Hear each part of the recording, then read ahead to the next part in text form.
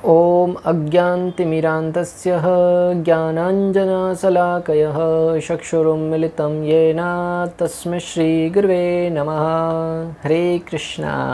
आज गीता श्रृंखला के सत्र क्रमांक 560 में आप सभी भक्तों का हार्दिक स्वागत है। आज हम श्रीमद् भगवद गीता के 18वें अध्याय के जो कि है उपसंहार तथा संन्यास की सिद्धि श्लोक क्रमांक 6 का अध्ययन करेंगे। आइए, श्लोक इस प्रकार है। एतान्यपि तु कर्माणि संगत्यक्त्वा फलानि च कर्तव्यानीति मे पार्थ निश्चितं मत्तम उत्तमम्। अर्थात भगवान श्री कृष्ण कहते हैं कि इन सारे कार्यों को किसी प्रकार की आसक्ति या फल की आशा के बिना संपन्न किया जाना चाहिए। हे प्रथापुत्र, इन्हें कर्तव्य मानकर संपन्न किया जाना चाहिए, यही मेरा अंतिम मत है। जैसा कि पिछले श्लोक में भगवान श्री कृष्ण ने कहा कि हमें एक योगी को, एक साधक को चाहिए कि यज्ञ, दान और तपस्या जैसे नियत कर्मों का त्याग न करे, परंतु साथ ही साथ श्लोक में भगवान दिशा निर्देश दे रहे हैं और आगाह कर रहे हैं कि उन कर्तव्यों को करने का उद्देश्य कहीं आप इंद्रिय भोग न बना लें, फल प्राप्ति का रास्ता जरिया न बना लें। इसलिए श्लोक क्रमांक 6 में भगवान हमें सचेत करते हुए कह रहे हैं कि हे अर्जुन, इन कार्यों को किसी प्रकार की आसक्ति या फल की आशा के बिना संपन्न करना चाहिए। हे प्रथापुत्र, इन्हें कर्तव्य मानकर संपन्न किया जाना चाहिए, यही मेरा अंतिम मत है। भगवान कह रहे हैं कि इन कार्यों को करने का उद्देश्य होना चाहिए कि मैं मात्र भगवत सेवा कर रहा हूँ, मैं अपना कर्तव्य कर रहा हूँ, फल की आशा से नहीं। और भगवान साथ ही साथ इस आशा को भी, इस संभावना को भी निरस्त यह कहकर करते हैं कि यही मेरा अंतिम मत है। ऐसा न हो कि आगे चल के भगवान कुछ और भी विस्तार से बताएं। इस संबंध में भगवान का यही अंतिम मत है कि हमें कोई भी कार्य करें, भले नियत कर्म हो या भक्ति कार्य हो, हमें इसके फल की आशा से मुक्त होकर करना होगा। इस श्लोक में भगवान बताते हैं कि किस प्रकार से यज्ञ और अन्य क्रियाएं शुद्ध करती हैं। भगवान इस श्लोक में बताना चाह रहे हैं यज्ञ और अनेक कर्म हैं वो किस प्रकार हमारे हृदय को शुद्ध करने वाले हैं।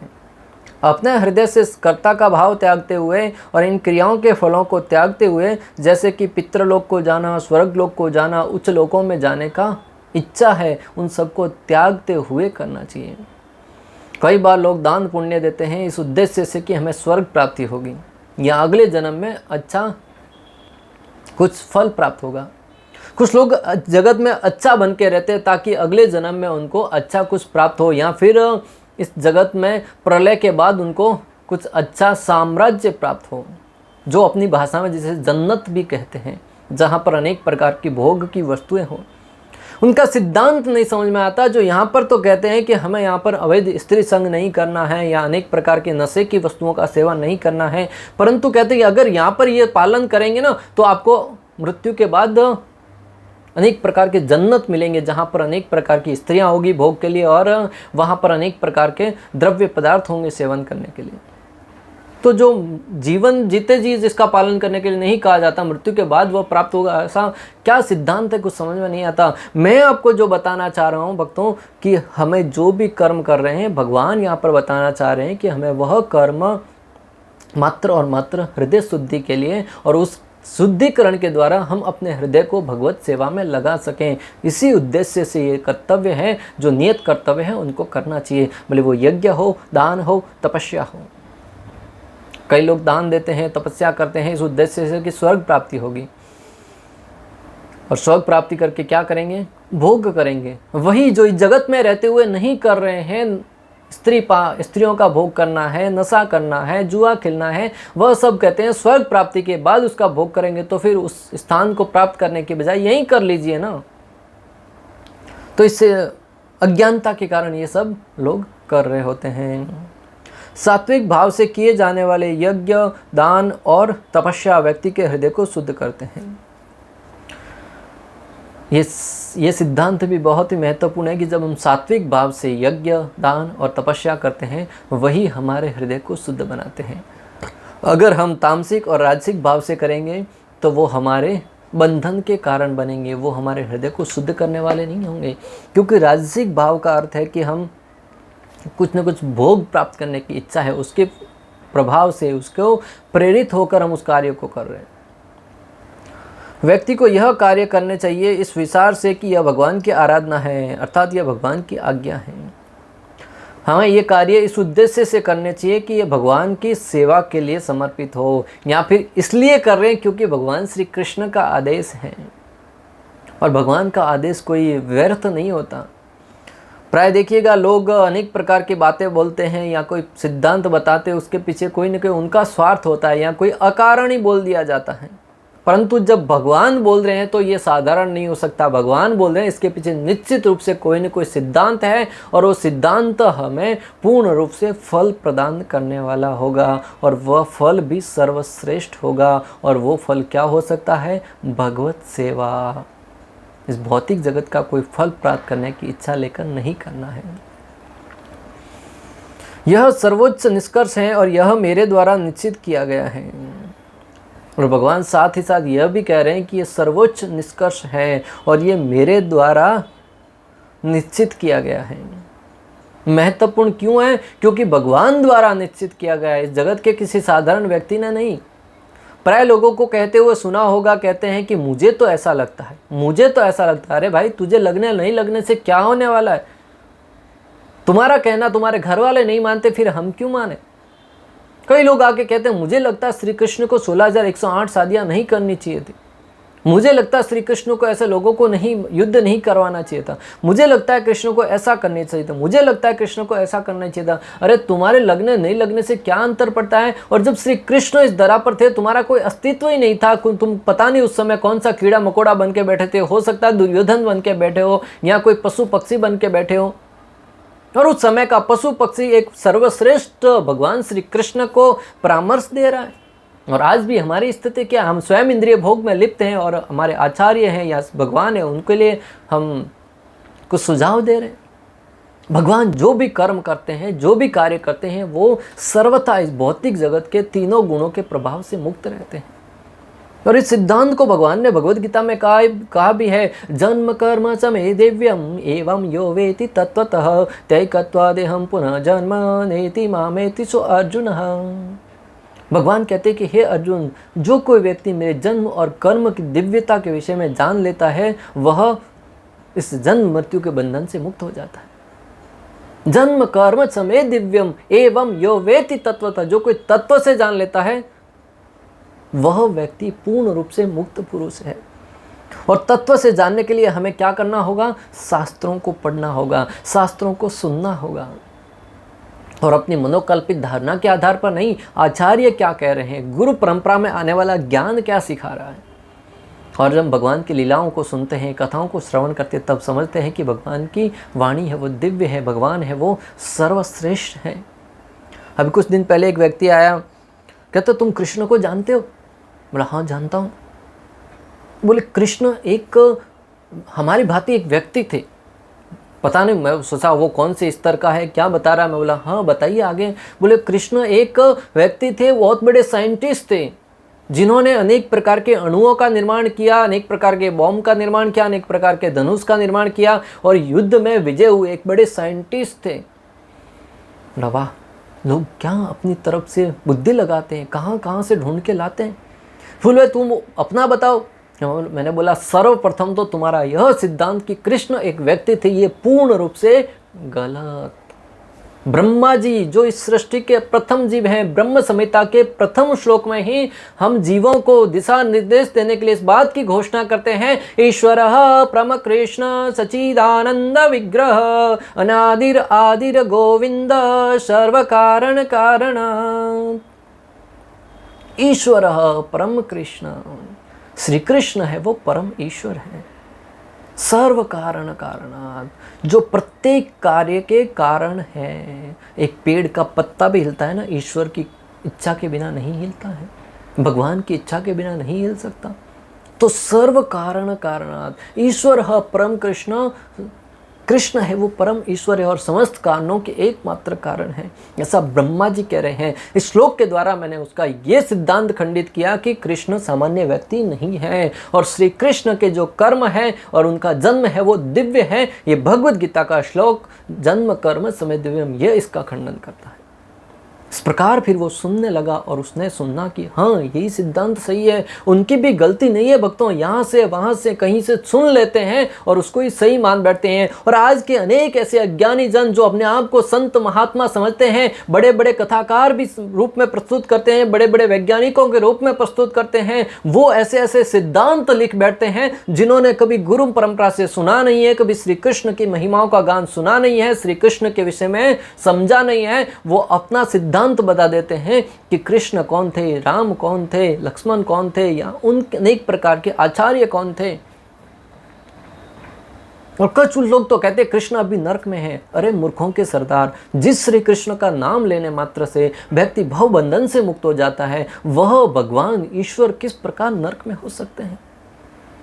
ऐसे लोगों को इस भगवद गीता जैसे दिव्य ज्ञान को समझने की, सुनने की नितांत आवश्यकता है भक्तों, और ये उनके जीवन की अधोगति से उनको बचा सकता है। त्याग के संबंध में भगवान का यह निष्कर्ष सर्वश्रेष्ठ है, क्योंकि इसमें कर्ता होने की भावना का भी त्याग किया जाता है। त्याग के संबंध में भगवान का यह सिद्धांत कि कर्म फल की त्याग करके कर्म किया जाए, इसमें यह महत्वपूर्ण है कि कर्तापन का भाव भी समाप्त हो जाता है। कोई व्यक्ति छोटा सा कार्य करता है, उसको लगता है ये मैंने किया है, मैंने अपनी शक्ति से किया है।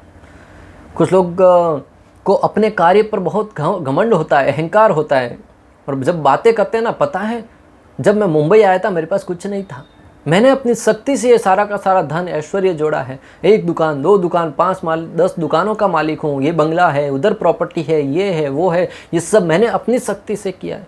इसमें कर्तापन का भाव है कि मैंने किया है। परंतु प्रकृति की एक मार सारा का सारा उसका साम्राज्य समाप्त कर देता है। ऐसे बड़े बड़े धुरंधर आए जिन्होंने 1-2 दुकान नहीं, कई साम्राज्यों के मालिक थे, परंतु प्रकृति की ऐसी मार पड़ी, परमात्मा की ऐसी लाठी पड़ी, वो एक क्षण में समाप्त हो गए। बड़े बड़े धुरंधर आए और चले गए। उनसे सबक लेने की बजाय उनको अपना प्रेरणा का स्रोत मानते हुए बड़े ही उतावलेपन से कहते मैंने किया है। भगवान इसी सिद्धांत को यहाँ पर बता रहे हैं कि हमें अपने कर्तापन का भाव त्यागना है कि मैं करता हूँ, करने वाला श्री कृष्ण है, मैं मात्र एक माध्यम हूँ। हे कृष्ण, काम तो सब कुछ तुम कर रहे हो, मात्र मेरा नाम हो रहा है। और कृष्ण भी इतने महान हैं, कोई भी कार्य करने से अपने भक्तों का मान बढ़ाने में कभी पीछे नहीं हटते हैं। भले वो कुरुक्षेत्र का युद्ध हो, भले वो समुद्र मंथन का विषय हो। समुद्र मंथन से जब हलाहल विष निकला, भगवान श्री विष्णु चाहते तो एक ही क्षण में उसको रास्ते से हटा सकते थे, परंतु उन्होंने भगवान भोलेनाथ की महिमा का गान करवाने के लिए सारे देवताओं को साथ में लेकर भगवान श्री शिव जी के पास जाके कहते हैं कि ये देवों के देव महादेव, इस विष का पान कीजिए, लोगों पर करुणा कीजिए, ताकि भगवान भोलेनाथ का महिमा गान हो सके। कुरुक्षेत्र के युद्ध स्थल में अर्जुन कहता मैं आनाकानी कर रहा था, युद्ध नहीं करूंगा। श्री कृष्ण ने कहा ये सारे के सारे लोग पहले ही मेरे द्वारा मार दिए गए हैं, अभी तुम्हारे ऊपर निर्भर करता तुम इसका यश श्रेय लेना चाहते हो कि नहीं। और जब विराट रूप दिखाया भक्तों, जब देख रहा था अर्जुन, बड़े बड़े धनुर्धर भीष्म पितामह द्रोणाचार्य सारे के सारे काल रूप में भगवान के मुख में प्रवेश कर रहे हैं, मृत्यु के मुंह में प्रवेश कर रहे हैं। और अर्जुन जब युद्ध किया, तो आज भी हम युद्ध को विजय होने में अर्जुन को महारथी समझते हैं। और वही अर्जुन जब श्री कृष्ण इस धरा को छोड़कर चले गए और लौट के युधिष्ठिर महाराज के पास हस्तिनापुर आ रहे थे, तब उनके पास वही गांडीव था, वही शक्ति थी, वही सामर्थ्य था, और सामने एक नन्हा सा भीलों का छोकरा आता है और वो अर्जुन उनको हरा कर पराजित कर देता है।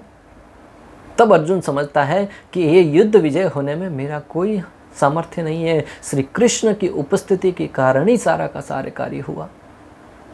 ऐसे जीवन में अनेक दृष्टांत भक्तों, जहाँ भी भक्तों के मान को बढ़ाते हुए कृष्ण को आनंद आता है, मान बढ़ते देखते हैं, वहाँ श्री कृष्ण निश्चित रूप से लीला करते हैं। भक्तों का मान बढ़ाने में श्री कृष्ण को बड़ा आनंद आता है। और भगवान के भक्त भी भगवान के इस गुण को अपने अंदर धारण करके भगवान श्री कृष्ण का महिमा गान करने के लिए हमेशा आतुर रहते हैं। जहाँ कहीं भी उनकी प्रशंसा होती है, कहते हैं ये तो कृष्ण की कृपा से हो रहा है। और यही भौतिक जगत के लोग और भक्तों में अंतर है। भौतिक जगत का लोग कहते हैं कि ये मैंने किया है, और भक्त कहते हैं श्री कृष्ण ने किया है। और यहाँ पर भगवान श्री कृष्ण इसी भाव को अपने आदर्श द्वारा बता रहे हैं कि अपने कर्तापन के भाव से मुक्त होकर भगवान श्री कृष्ण की प्रसन्नता के लिए और उनके ऊपर पूर्ण रूप से निर्भर होकर कोई भी कार्य किया जाए। श्रील प्रभुपाद कहते हैं, यद्यपि सारे यज्ञ शुद्ध करने वाले हैं, लेकिन मनुष्य को ऐसे कार्यों से किसी फल की इच्छा नहीं करनी चाहिए। हालांकि सारे के सारे यज्ञ हैं वो शुद्ध करने वाले हैं, परंतु मनुष्यों को परामर्श देते हुए कह रहे हैं कि हमें चाहिए कि ऐसे यज्ञों से किसी प्रकार के फल की आशा नहीं करनी चाहिए, आकांक्षा नहीं करनी चाहिए, कामना नहीं करनी चाहिए। यह हमें कर्म बंधन से तो मुक्त रखता है, साथ ही साथ हमें दुखी होने से भी बचाता है। इस जगत की रीत भक्तों, कोई किसी के प्रति थोड़ा सा भी उदारता का भाव दिखाता है, सामने वाला व्यक्ति कृतज्ञ हो जाता है। किसी को कोई पेन देता है लिखने के लिए, हम तुरंत उसको थैंक यू बोलते हैं, धन्यवाद देते हैं।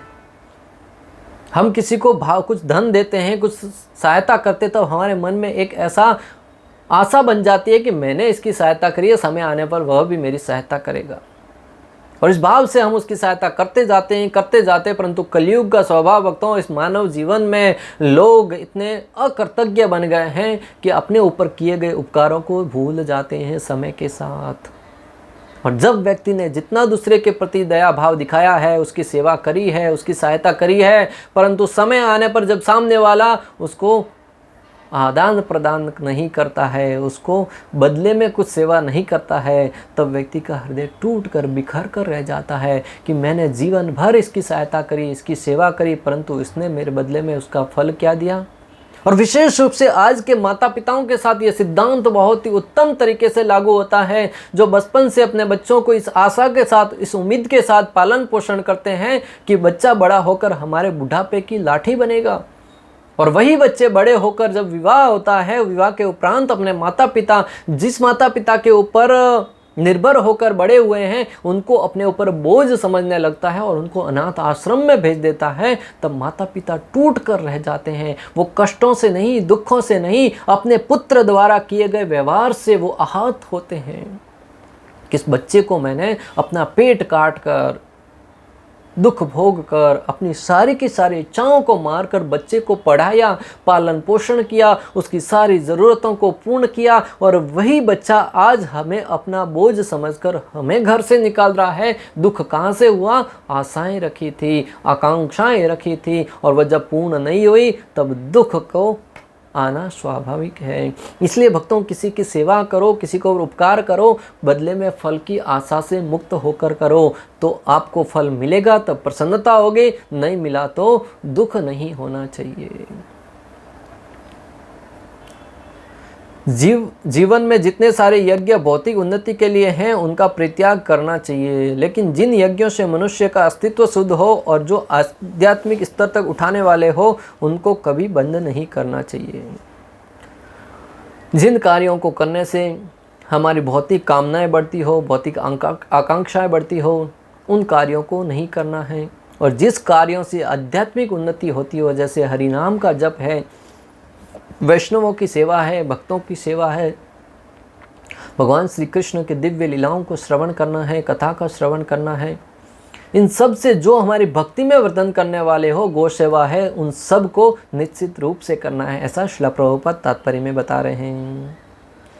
जिस किसी वस्तु से कृष्ण भावनामृत तक पहुंचा जा सकता है, उसको प्रोत्साहन देना चाहिए। श्रीमद् भागवतम में भी यह कहा गया है कि जिस कार्य से भगवत भक्ति का लाभ हो, उसे स्वीकार करना चाहिए। यही धर्म की सर्वोच्च कसौटी है। यहाँ तक कि श्रीमद् भागवतम में भक्तों उल्लेख आया है कि जिस कार्य से हमारी भक्ति का वर्धन हो, हमारी भक्ति में वृद्धि हो, ऐसे कार्य को निश्चित रूप से किया जाना चाहिए। भगवत भक्त को ऐसे किसी भी कर्म, यज्ञ या दान को स्वीकार करना चाहिए जो भगवत भक्ति करने में सहायक हो। अंतिम उपदेश देते हुए श्रील प्रभुपाद कह रहे हैं कि भगवत भक्त को ऐसे किसी भी यज्ञ, दान और तपस्या को करने में हमेशा आतुर रहना चाहिए जिससे हमारी भक्ति में वर्धन होता हो। जहाँ कहीं से हमारी भक्ति में शक्ति मिलती हो, बल मिलता हो, ऊर्जा मिलती हो, ऐसे कार्य को करने से पीछे नहीं हटना है। भले वो धाम की यात्रा हो, भले वो वैष्णवों की सेवा हो, भले वो गौ सेवा हो, भले वो हरि नाम संकीर्तन हो, ऐसे प्रत्येक कार्य को उतावले के साथ, आतुरता के साथ करना चाहिए जिससे हमारी भक्ति में वर्धन हो और श्री कृष्ण के श्री चरणों के प्रति प्रेम उत्पन्न हो, रुचि उत्पन्न हो, भगवान के प्रति आसक्ति उत्पन्न हो। और उसके अनेक साधन हैं। जब शास्त्रों को पढ़ते हैं, आचार्यों के श्रीमुख से सुनते हैं, तब पाते हैं जैसे यज्ञ है, एकादशी व्रत है, भगवान के नाम की कथाएं हैं, इन सब क्रियाओं को करने से हमें आध्यात्मिक लाभ होता है। और जब सारे के सारे कार्यों को करने का फल भगवत भक्ति प्राप्त हो जाए तो उसको हमें बहुत ही गंभीरता के साथ लेना चाहिए ताकि हम भगवान के प्रिय बन सके। इस जगत में कुछ भी पाया, धन दौलत, रुपया, पैसा, गाड़ी, बंगला सब पा लिया, परंतु अगर भगवत भक्ति प्राप्त नहीं करी, भगवत प्रेम प्राप्त नहीं करा तो ये जगत का सारा धन यही धरा का धरा पड़ा रह जाएगा। इस जगत में आप कितना ही धन वैभव प्राप्त कर लो, परंतु भक्तों एक ही क्षण में हमसे छीन लिया जाता है। और वो क्षण कोई भी हो सकता है, अगले क्षण भी हमसे यह छीन लिया जा सकता है। अतः आपसे निवेदन है, इस जगत में रहते हुए अपने परिवार के लिए, समाज के लिए, देश के लिए, राष्ट्र के लिए प्रत्येक कार्य कीजिएगा जो आवश्यक है, परंतु साथ ही साथ इतना विशेष रूप से ध्यान रखिएगा, ये जगत के सारे कार्य नगण्य हैं, हमारे किसी काम नहीं आने वाले हैं। उसको कर्तव्य समझते हुए करिए, परंतु विवेक से ध्यान रखिए कि हमें प्राप्त क्या करना है। हमारा असली वास्तविक धन क्या है? कृष्ण प्रेम। जिस प्रकार एक स्त्री विवाह करके ससुराल में जाती है, वहाँ पर अपने सास ससुर की सेवा करती है, जेठ जेठानी की सेवा करती है, देवर देवरानी की सेवा करती है, ननद की सेवा करती है, परिजनों के सबको उसकी स्थिति के अनुसार सेवा करती है, परंतु मन में पता होता है कि प्रेम एकमात्र पति से करना है, वो प्रेम एकमात्र अपने पति से करती है। उसी बात ही हमें जगत में रहते हुए जगत के प्रत्येक कर्तव्य को अच्छे से निभाना है, परंतु साथ ही साथ हमें हमारा हृदय, हमारा प्रेम रूपी हृदय वो श्री कृष्ण के श्री चरणों में समर्पित करके रखना है और श्री कृष्ण से ही प्रेम करना है। जिस प्रकार वो बंदर और मगरमच्छ की कहानी आती है, बंदर मगरमच्छ से कहता है कि मेरा हृदय है वो तो मैं पेड़ पे रख के आया। कथा से आप भली भांति वाकिफ हैं। जब मगरमच्छ बंदर से कहता है आज मेरी पत्नी तुम्हारा हृदय का सेवन करना चाहती है, भोजन करना चाहती है, इसलिए मैं तुम्हें लेके आया, तो बंदर कहता मैं अपना हृदय तो पेड़ पे छोड़ के आया हूँ। और जब वापस पेड़ पे आता है तुरंत उछलकर अपने पेड़ पर भाग जाता है। उसी भांति हमें इस माया जाल में, इस भौतिक जगत में रहते हुए हमेशा अपना हृदय है वो श्री कृष्ण के श्री चरणों में समर्पित करके रखना है। तो उस अवस्था में जगत की कोई भी शक्ति, उस मगरमच्छ हो या मगरमच्छ की पत्नी हो, कोई भी आपको हानि नहीं पहुंचा सकती। इस प्रकार श्लोक क्रमांक 6 का भक्ति वेदांत तात्पर्य पूर्ण हुआ। अंत तक हमारे साथ बने रहने के लिए आप सभी का हृदयपूर्वक, प्रेम पूर्वक बहुत बहुत धन्यवाद। श्रील प्रभुपाद की जय। श्री श्री राधा गोपीनाथ भगवान की जय। श्रीमद् भगवद गीता की जय। हरे कृष्णा कृष्ण कृष्ण हरे हरे, हरे राम राम राम हरे हरे।